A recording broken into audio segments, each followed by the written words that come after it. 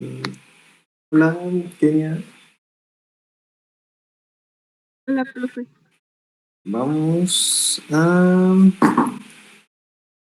comenzar de nuevo con la clase de economía.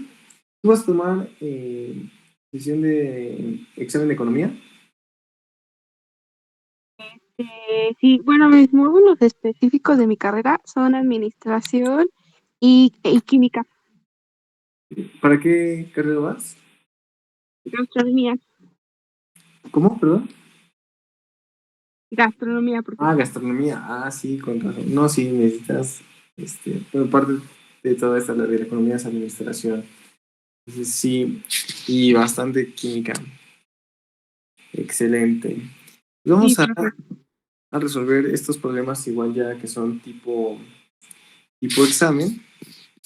Y vamos a ver, de lo que estábamos viendo en las clases anteriores, vamos a tratar de ir resolviendo cada uno de estos problemas y contestando lo que se nos pide.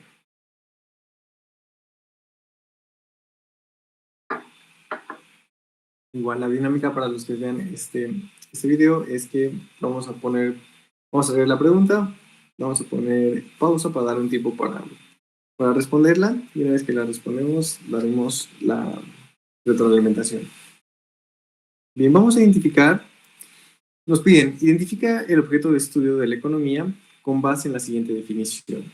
Es el estudio de la forma en que las sociedades con sus recursos escasos e insuficientes deciden qué se produce, cómo y para quién. ¿Okay?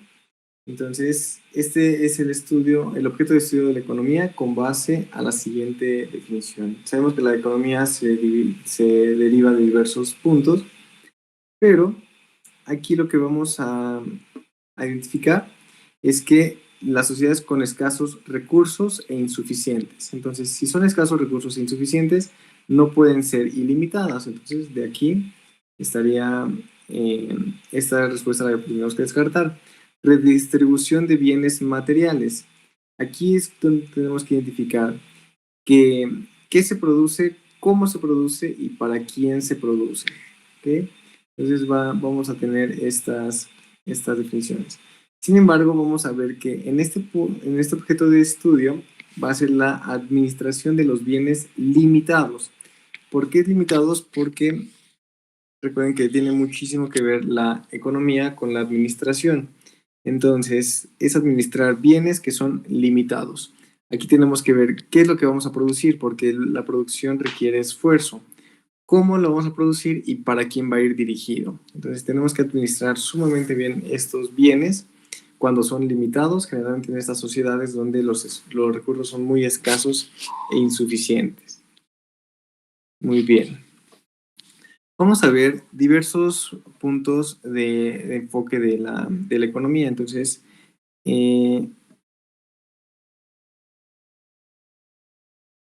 vamos a ver esta pregunta. La economía desde el enfoque es descriptiva y se refiere al estudio de la realidad económica tal cual es. Entonces, aquí únicamente vamos a ver el punto de vista que identifica cómo describir una situación. Este siempre va a ser, o lo vamos a llamar como desde el punto de vista positivo. ¿Okay? Este tipo de economías es únicamente como es una situación, así es como la vamos a ir replantando. Entonces solamente va a describir cómo es y va a decir que la economía es tal. Por ejemplo, si aumenta el precio del petróleo, por ejemplo, que es algo que puede pasar, si el petróleo aumenta, entonces esto va a decir que la gasolina también aumente. Entonces solamente es descriptiva, nos va a decir que si aumenta un servicio o un bien, también va a aumentar otro bien, va a tener consecuencias. Ese va a ser el enfoque positivo de la economía, nada más definir cómo es. Ahora, hay otro enfoque mucho más subjetivo. Estudia la realidad de la economía desde lo que debería ser.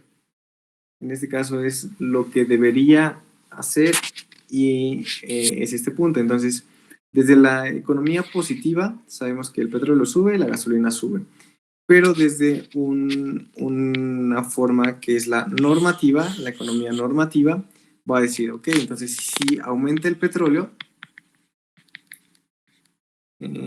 entonces yo debería ir, por ejemplo, por energías renovables. O debería de aumentar las energías renovables o disminuir, por ejemplo, el uso de automóviles. Entonces, la economía normativa no solamente se queda como en la positiva que nos dice qué es, sino qué acciones voy a tomar ante una situación. Esa es la diferencia de la economía desde el punto de vista positivo o del punto de vista normativo.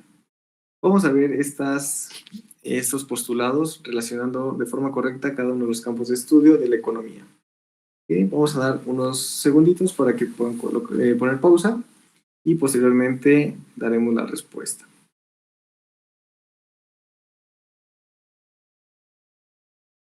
Bien, entonces economía positiva nos dice cómo es, economía normativa nos dice qué hacer. Vamos a leer el inciso A. Describe la función de la economía relacionada con la realidad. Si hablamos de descripción, entonces estamos hablando de economía positiva. Después, busca predecir consecuencias de actividades económicas. Es más objetiva. La economía positiva también tiende a ser objetiva, tiene que ser muy objetiva, porque predice qué es lo que va a pasar, pero desde el punto de vista objetivo. Aquí la C utiliza juicios de valor o busca formular y se basa en opiniones. Cuando se basa en opiniones, no necesariamente tiene que ser tan objetiva, porque muchas personas pueden pensar diferente. Estamos hablando de esta economía normativa. Y obviamente hacer normativa va a establecer normas sobre lo que debería ser.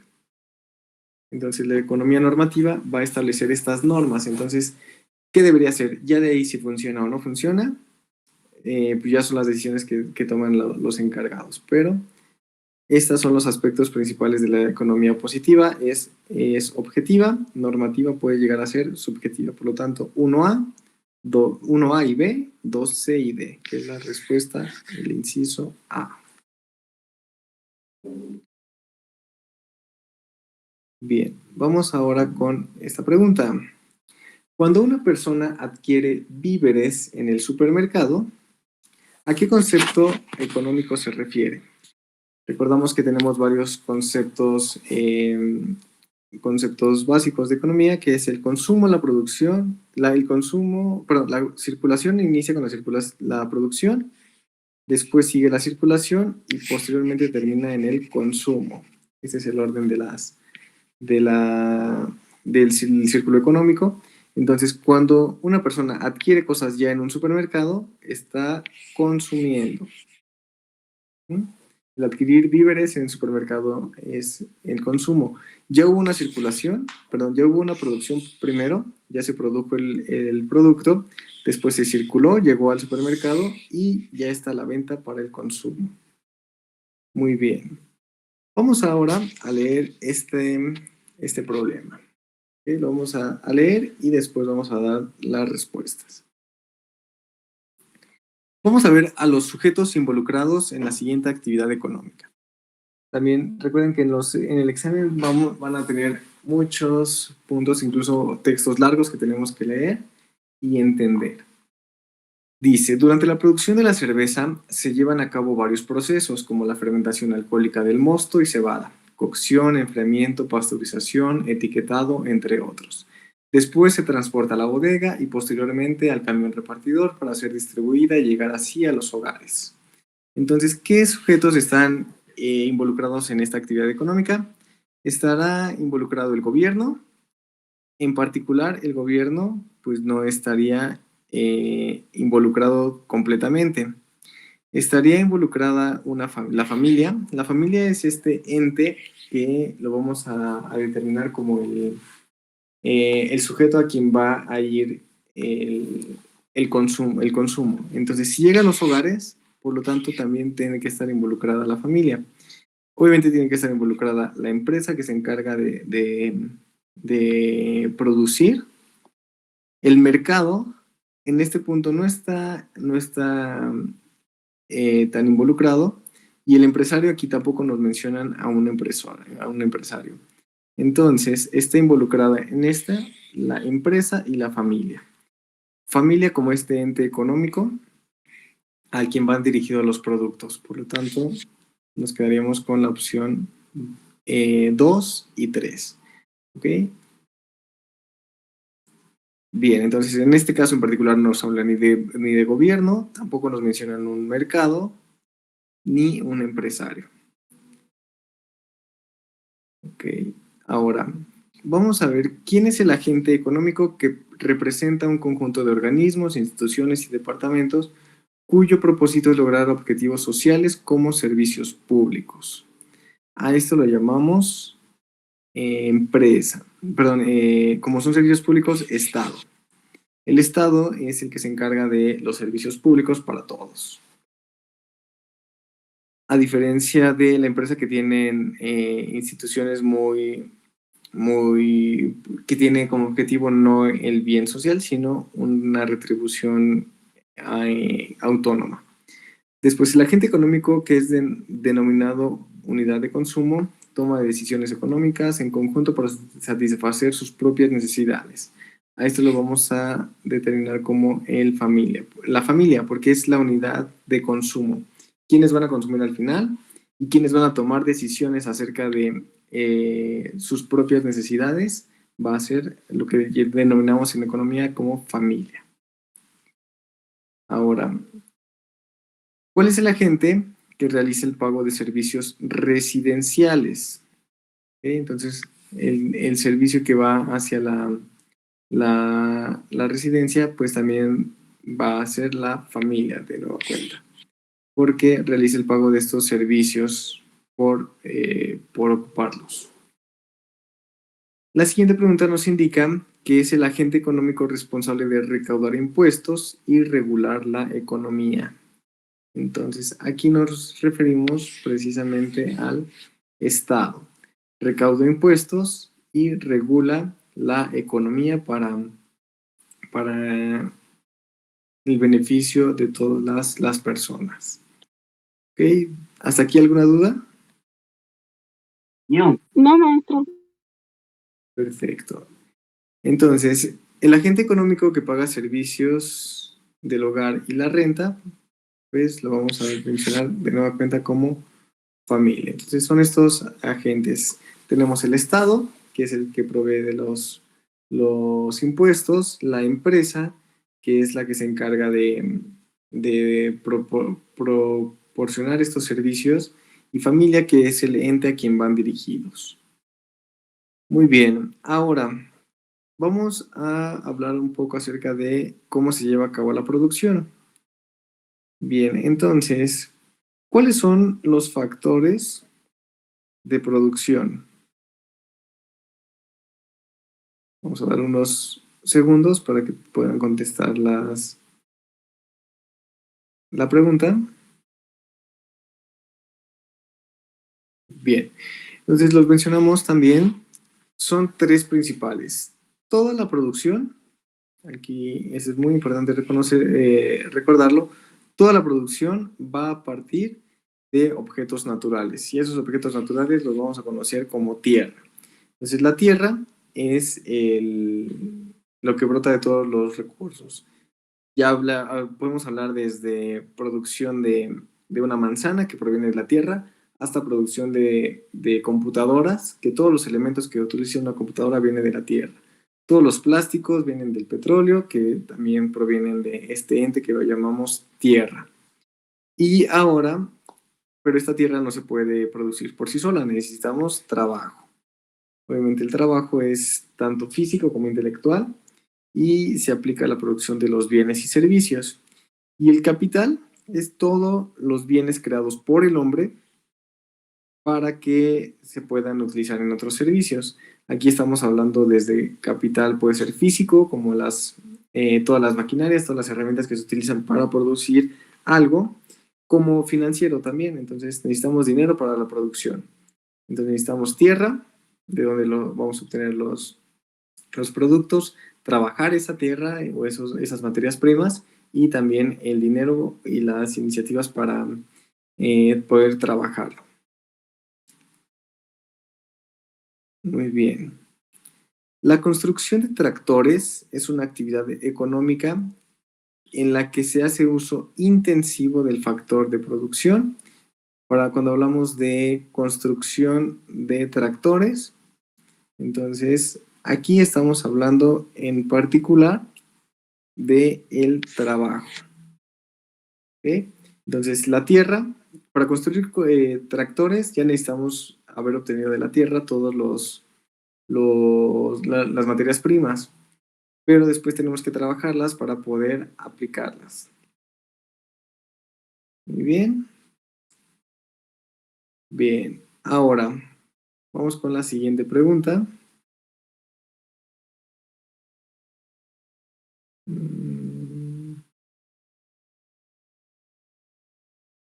¿Qué tipo de organización económica corresponde a la situación en la cual la planeación económica global depende enteramente del Estado? ¿Okay? Tenemos el feudalismo, tenemos el capitalismo y tenemos el socialismo o también llamado centralismo.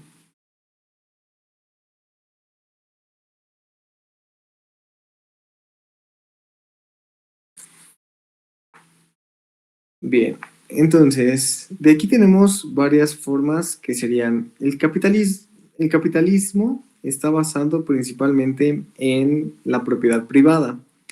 Aquí siempre vamos a ver los efectos de oferta y demanda y el Estado prácticamente no tiene intervención en ella. A diferencia de la socialista, en donde el Estado controla por completo la planeación económica y global. Entonces, en el socialismo, el Estado es donde participa principalmente, mientras que en el capitalismo, las empresas son las que rigen la economía de un país. Es muy importante conocer esta diferencia. Bien, vamos con la siguiente pregunta. Ahora, identifica las características principales de la corriente de pensamiento económico mercantilista. El mercantilismo fue de las primeras corrientes en las que aparecía la economía y es lo que tenía que acceder a un valor principal. Entonces, considera que el Estado benefactor impulsa la industria del libre mercado. Aquí todavía no entra el Estado en la economía mercantilista.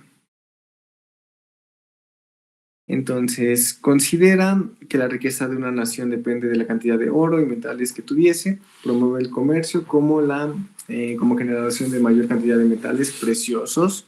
Aquí justamente es lo que habíamos mencionado, que el principal productor del mercantilismo fue el oro y los metales preciosos. Aquí fue el auge de los metales preciosos como generador de mayor cantidad de riqueza. Entonces, aquí justamente los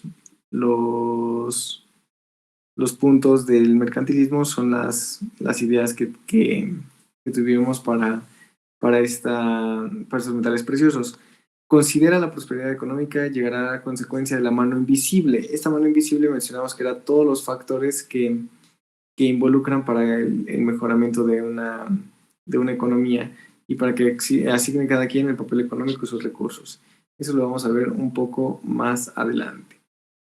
Bien, recuerden ahora que este tipo de preguntas son muy teóricas. Entonces, son los principales representantes de la corriente del mercantilismo.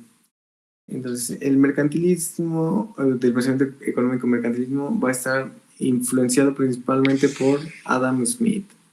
Entonces, Adam Smith es el principal impulsor de este tipo de corrientes y fueron estos pensadores en los que identificaron la, la llegada de los valores principales de la economía. Esto fue mucho antes de que llegara, por ejemplo, el capitalismo y el socialismo. Ahora, para los mercantilistas de último periodo, una balanza comercial favorable es fundamental, puesto que permite que el valor de las aquí importaciones sea mayor, exportaciones supere a lo que se vende o las exportaciones supere a las importaciones. Entonces, aquí lo que buscaba el mercantilismo es que la balanza fuera favorable. Entonces, siempre que las exportaciones supere a lo que esto se vende. Buscaba proponer también restricciones para las importaciones para que protegieran los productos nacionales. Entonces, que las exportaciones sean menores y que las importaciones sean mayores. Es lo que busca el mercantilismo. Bien, vamos ahora con la siguiente pregunta. Doctrina económica que se desarrolló en los siglos XVI y XVII en Europa, posterior al mercantilismo, la cual se distinguió por una fuerte intervención del Estado, acumulación de metales preciosos, el comercio exterior y la industria. Hay algunos representantes como Thomas Moon, Jean-Baptiste, William Petrie, entre muchos otros. Entonces, después del mercantilismo, justamente aparece lo que nosotros conocemos como fisiocracia. Entonces, la fisiocracia es este siguiente modelo de pensamiento en donde aparecen también como identificados después por la industria. Todas estas aptos en donde la industria tiene mayor injerencia, en países como Francia, se comercializa y eso genera mucha más riqueza a los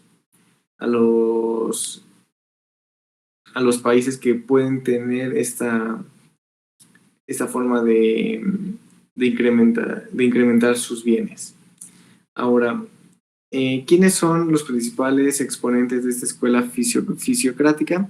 Aquí vamos a tener varios, entre los que van a estar Quesney, es de los principales, aquí para el estudio de la fisiocracia, entre muchos otros. Como nació en Francia, si se dan cuenta, todos los apellidos tienden a ser franceses. Smith, ya vimos que venía del mercantilismo, entonces el principal exponente es Quesnay. Y todos ellos eran franceses. Gournay, Rivière, Turgot y Mirabeau son franceses. ¿Okay? Bien, ahora, la doctrina económica que se desarrolló a partir del siglo XVII, que sostenía la riqueza, provenía exclusivamente de la explotación de recursos naturales propios de cada país y del libre cambio de los productos de diversos países entre sí. Entonces, el principal representante era Francis Quesnay. Estamos hablando de la fisiocracia. Muy bien. La fisiocracia, justamente elaborado por Quesnay. Ahora, continuando con los pensamientos económicos, ¿a qué corriente del pensamiento económico pertenece la idea de que el agente fundamental de la producción es el trabajo y el único creador de riquezas? Entonces, ¿en qué punto vamos a identificar al trabajo como único creador de riqueza? Entonces, aquí vamos a entrar ya a la economía clásica.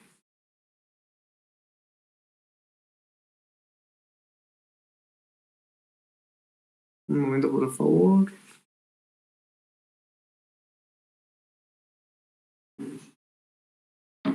Bien, entonces aquí vamos a iniciar a las corrientes clásicas. Ok, entonces en este pensamiento clásico, justamente todo todo tiene determinado la distribución y que la única fuente para la producción va a ser el trabajo. Y después, la doctrina económica que se desarrolló a finales del siglo XVIII, que promueve la intervención del Estado para garantizar de igual condiciones civiles, las productivas y de mercado, su máximo exponente es Adam Smith. Adam Smith, estamos hablando de mercantilismo. ¿Okay? Entonces, Adam Smith, mercantilismo. Estas preguntas sí o sí van a venir en su examen. Y ahora, identifica la característica correspondiente a la escuela clásica del pensamiento económico. Entonces, la característica correspondiente a la escuela clásica. Entonces, vamos a hablar de la escuela clásica.